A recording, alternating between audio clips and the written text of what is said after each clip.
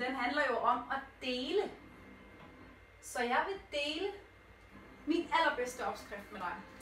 Og min allerbedste opskrift, det er farmors æbleskiver. Man kan få dem i store og små portioner, og så er der et lille trick, der gør dem så ufattelig gode. Det er, at der skal 3 ingredienser i, som er ret vigtige. Den ene, det er en citron. Altså, den skal være økologisk, ikke? En citron.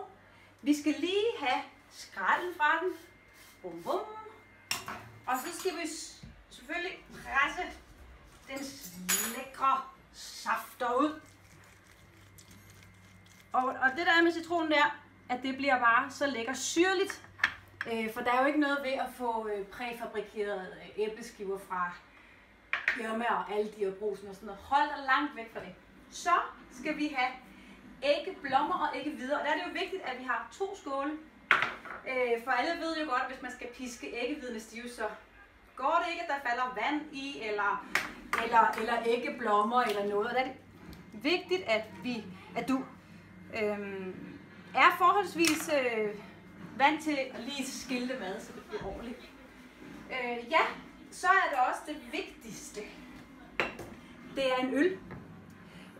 Fordi den gør æbleskiverne sprøde. Hvor man kan sige, at hviderne gør den luftige, men en god bajer har aldrig været i vejen, og den gør lige, at det bliver lidt sprødt. Og så kan man se, at panden er ved at være varm nu. Og så synes jeg jo, det er jo dejligt, at man kan være sammen som familie om at bage æbleskiver. Det er vi altid her i min familie. Unger, så er det nu, vi bager æbleskiver sammen, ikke også? Nej, ikke lige nu, mor. Nej.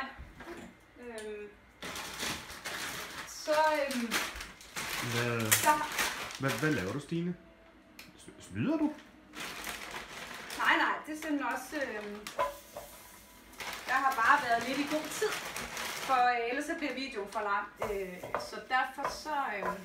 sådan. Og det er jo så her, vi vender æbleskiver med en strikpind. Fordi så bliver de bare lige præcis sådan, som vi ser det i reklamer og sådan noget. Runde, flotte, lækre og slet ikke til at stå for. Ja, det var mine små tricks og opskriften. Den her lige der. God jul!